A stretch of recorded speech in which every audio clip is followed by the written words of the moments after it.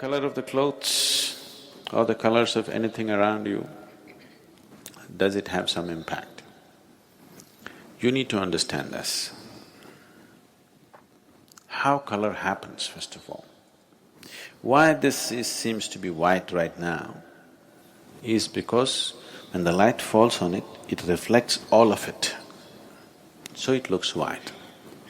Why this seems to be red right now is not because it's red, it is just that it holds back all the colors and only reflects red. That's why you're seeing red. And what is red for you may not be red for some other creature. If you dress up really jazzy colors and go and stand in front of your dog, he looks at you in an uninterested way because he doesn't see any color, he sees everything black and white. Do you know this? Don't dress up for him, okay? Dog lovers, I'm saying. You wear only black and white, dog lovers. Nothing else works. You don't impress him with red, green, blue and whatever. So color is not what it is, color is what it gives away. What you reflect will be your color, what you hold will not be your color. This is the nature of life, not just of color. This is the nature of life itself. Today, if you radiate love, people will see you as a loving human being. If you hold back all your love because you have a love bank, you're full of love but you don't radiate, people will think you're that. If you radiate joy, people will think, oh, he's a joyful person. If you are a joy bank, you held back all your joy because you want to take it to heaven, people won't experience you as a joyful human being, isn't it? What you give away is always your quality, isn't it so?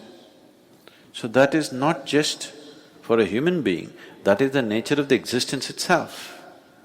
What is thrown away is the quality of that substance. Now this reflects everything, so this is white. That reflects only red, so it is red. That reflects only blue, so it is blue. Everything else is held back. What it holds back, you don't see. What it gives away is what you see. So, how is color significant for human consciousness as such, or for any kind of spiritual process?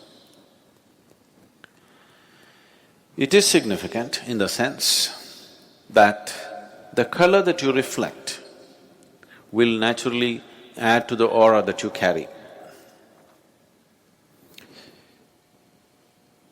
People on the ascetic path don't want to wear anything because they don't want to add any new things to them. They just want to work with what they have, they don't want to take on anything more.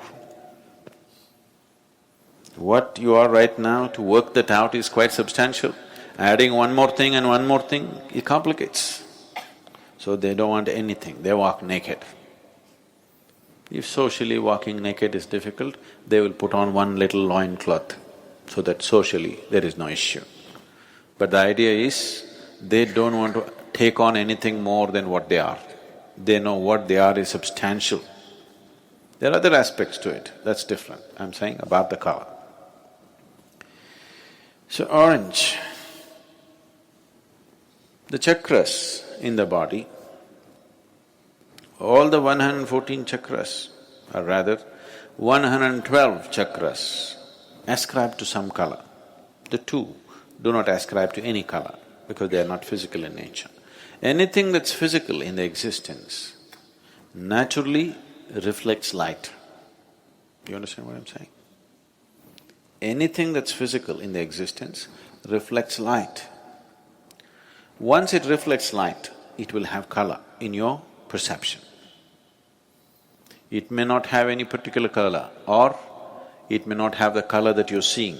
You are only seeing what's being reflected. What you're seeing is the reflected light. You are not seeing the color of the substance that you're seeing. You're not seeing color of the thing that you're seeing. You're only seeing the color of the reflected light. Black reflects nothing, It holds back everything, so it becomes black.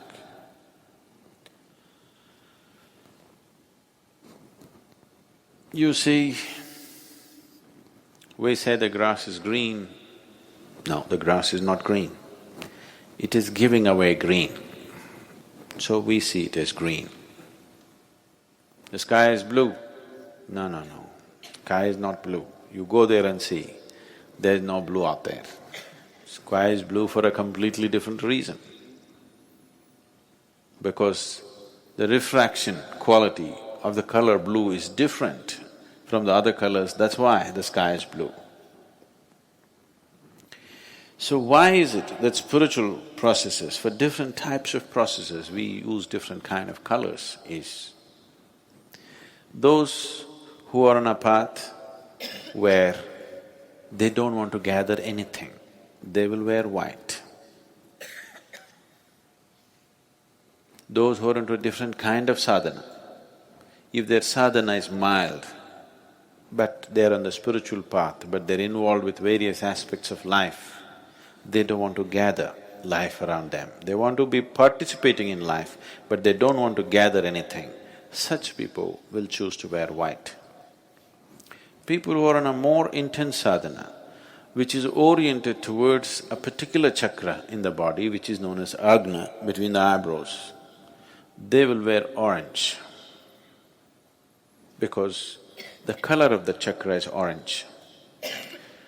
They want to radiate that color because the whole process is about enlightenment and reaching to that state of knowing, opening up that dimension of perception which is referred to as the third eye. So they will seek always ochre or orange color because that is the color of the agna. The yellow robes were worn by Buddhist monks because the process that Gautama gave to the initial stage of Buddhist monks was very rudimentary process. He chose this process for the people because he did not need any preparation, but he wants to cause a wave of awareness. That means he doesn't stay in any town for more than a day. Continuously he is moving from village to village, town to town. There's no time to prepare people for any kind of practice. So the practice that he gives them is very rudimentary, but still he's converting them into monks. He's fixing their life, but not giving them enough preparatory steps. So he told them to wear the yellow robe, because yellow is the color of the Mooladhara, the most basic chakra in the body is Mooladhara. So he wants them to be stable. For a monk, the most important thing is he practices stability in his life. So he just wants them to be stable. They don't have to fly off into a blissful experience, they don't have to get enlightened right now, they don't have to get anywhere. They just have to learn to be stable because he is preparing soldiers to shake the world with awareness. So he told them to wear yellow robes. Later on, when they graduated to what he called as arhats, the arhats in the Buddhist tradition wore ochre robes, that is orange, as all the Indian sannyasis wear. But then after Gautama passed away, when they tried to spread the Buddhist way of life, people in India, there were at least 30% of the population were sannyasis or monks by nature. By culture, it was just like that. So this one more set of monks, they just accepted them and they became kind of part of them. They couldn't maintain a distinct identity. So from ochre, they shifted to a little more maroonish color, more for an identity's sake, because they would simply mix with all the other yogis and monks who were walking all over the place. So they wanted to set up a distinct identity, so they switched to a little maroonish color later on. But the basic Buddhist color is still yellow, because yellow is the color of the Mooladhara and it can be taught without preparation. No preparation, no teaching, no nothing, a simple process, just to stabilize and stabilize and stabilize.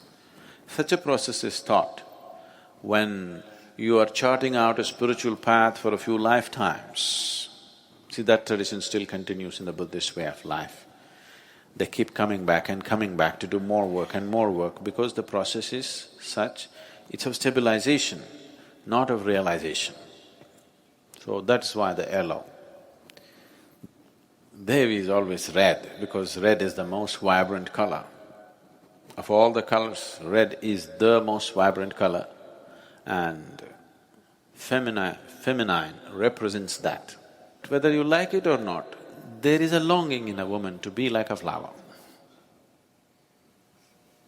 Because nature has given that possibility for her. There is a certain quality in the feminine which is flowery. So, when we say flower, the first thing that comes into most people's mind is always red. A red flower is always the real flower. Other things are on the way. Red is vibrant. It is the color of vibrance. Devi, or the feminine form of the divine, is the most vibrant form of divine. Something nobody can miss. The reason why, even if there are other bigger temples, in every village, in every town in India, we will set up a Devi temple. You walk into the Devi temple, she hits you in the face, you can't miss it because it's vibrant. The color of vibrance is always red.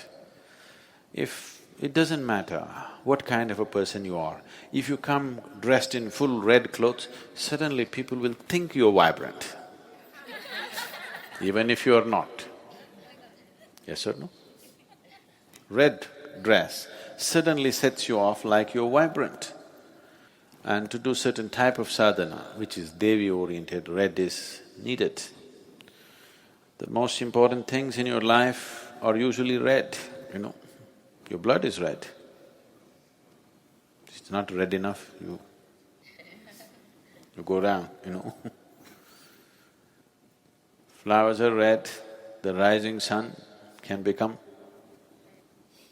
reaching towards red.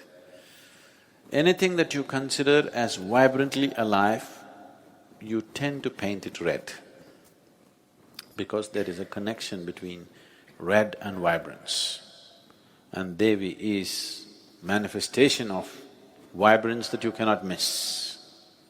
So, the Devi temples always have very active involvement of red. In many ways, only red flowers are used. Blood is spilled all over the place. We don't do the blood business, but one way or the other, it needs a lot of spilling of life. Either you must know how to spill your life just like that without killing yourself. If you do not know the technology, you have to kill. We know the technology, so we don't kill. Somebody else who do not know the technology of spilling life without killing the body, they will cut the body. Most Devi temples have daily sacrifice. So colors have some impact. It definitely influences a few things, but it's not everything.